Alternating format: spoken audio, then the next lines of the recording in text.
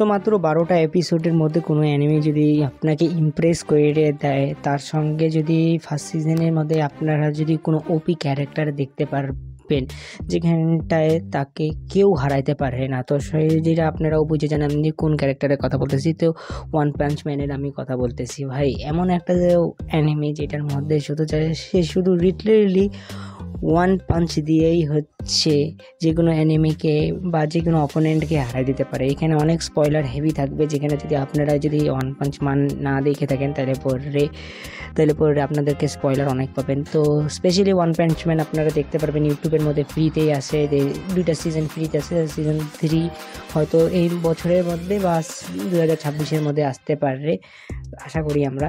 তো mainly one punch ম্যানের basic একটা সিম্পলি একটা স্টোরি আছে, একটা মেন ক্যারেক্টার থাকে, সে যে কোনো অপোনেন্টকে একটা পাঞ্চের মধ্যেই হারাই দিতে পারে।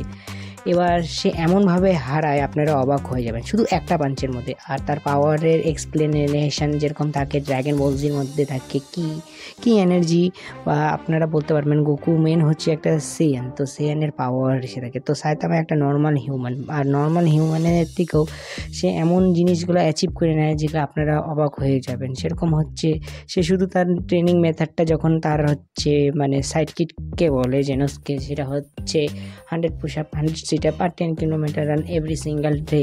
তো এগুলো করে সে অনেক শক্তিশালী হয়ে যায়। আর লাস্ট এপিসোডের মধ্যে তো একদমই অসাধারণ থাকে যে ফাইটটা, সেটা বোরুস ভার্সেস সাইতামা।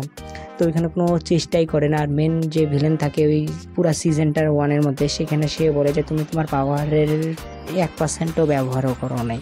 তো ভাবতে পারতেছো যে এমন এনিমি আপনাদের কীভাবে ইউটিউবের মধ্যে ফ্রিতে আসেন, যাই ডাইরেক্ট ইউটিউবের মধ্যে লিখে দেবেন ওয়ান পাঞ্চ ম্যান। হ্যাঁ, সাবটাইটেলের মধ্যে আপনাদেরকে দেখতে লাগবে, আমিও সাবটাইটেলের মধ্যে দেখছিলাম। তো আবার দেখা হচ্ছে কোনো নতুন ভিডিও নিয়ে।